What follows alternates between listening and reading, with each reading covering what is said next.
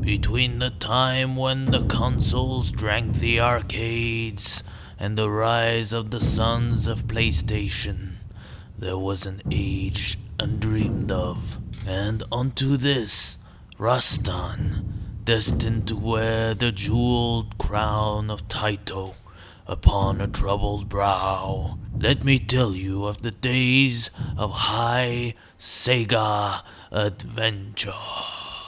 Alright, that's enough of that. Remember the Conan the Barbarian game on NES? Yeah, don't play it. It sucks. I'm actually reviewing the Sega Master System port of arcade game RASTAN, also known as RASTAN Saga, and it's very Conan-esque. Unlike many arcade to Master System transfers, this is one of the few that's actually worth playing, so don't expect a crap fest. What's the game about? It's about a barbarian who went against the tides of fate, who fought destiny with cold steel and won. Some vague nonsense that sounds cool. Something about slaying dragons and wearing very few clothes in the process, I believe. Ah, those were the days. I should point out that although this port of the game looks really good, it's nowhere near as adorable as the Commodore 64 version. Nice try. It's cute. The first enemies you face look not unlike the Gorn from Star Trek. They're easy to kill and explode in blood, which is pretty cool. If you were rightfully left feeling betrayed, annoyed, confused, and perhaps a little sleepy by the NES's Conan the Mysteries of Time, released 3 years after this game, then RASTAN should restore your faith in the swords and sorcery genre in retro gaming. Blood, monsters, bare-breasted harpies.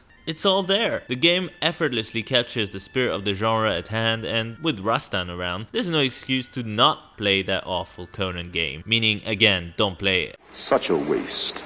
The controls and the graphics are also far superior, of course, and there's none of the cryptic bullshit that crippled that particular mishit. Still, obviously doesn't look quite as good and slick as the arcade version though. One of my favorite things about RASTAN is how he occasionally uses his sword like Scrooge McDuck uses his cane in DuckTales. Except you don't jump on rocks that turn into diamonds, and DuckTales had slightly less blood involved. The enemies in the game are also a lot of fun and could in fact be placed into 3 categories: unimpressive, weird, and Godzilla-sized. The unimpressive monsters would have to be the tiny ones. You probably wouldn't be all that freaked out if you saw one of them in your kitchen or something. Unlikely enemies you could probably step on to death, basically. I mean, fish and wasps, I can't see frightening any barbarian ever, even if they are magical or poisoned. Oh my... what? Oh, gee... come on!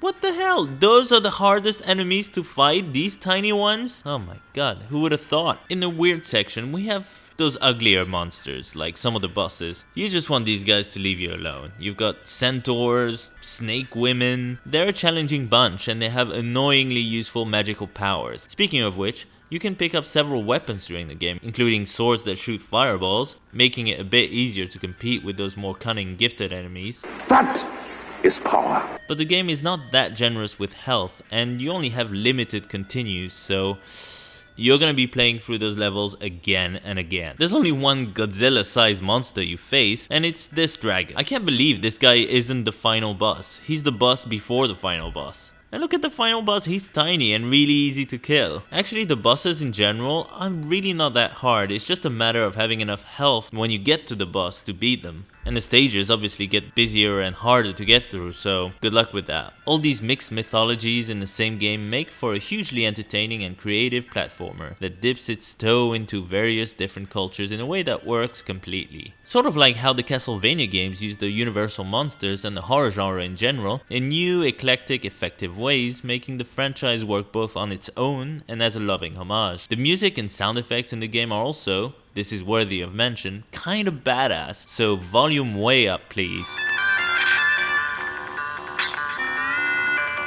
The story wraps up sort of how you'd expect, with RASTAN being offered the hand of some princess I wasn't even aware was in the game at all. Gosh, that font is pleasant to read. I mean, come on, couldn't they have made it like easier to see what's written? It's the ending, I don't want to miss it. After I had safely escorted the princess to the country of Chamois, the king was very pleased and gave me many treasures. Oh my god.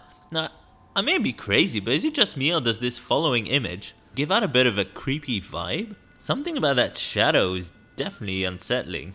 Isn't this just me coming to see the princess? Why does it look like so messed up? The happening this time was an ordeal for me. When I had overcome the ordeal, I got rid of the thief's mind. I have no idea what kind of happening the fate has for me in the future. Okay.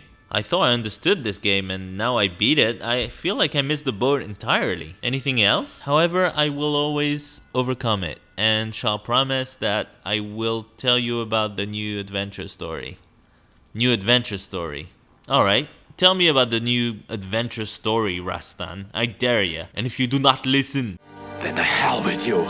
all in all, Taito did not drop the ball with RASTAN, and I do highly recommend you try it, on the arcade or the Sega Master System. It's a fun, colorful, underrated platformer with a lot of charm to it. You know the game's worth playing when it looks like the developers themselves are having a good time. Isn't that right, Emperor Takahashi? No wonder this game's so good, it was made by royalty!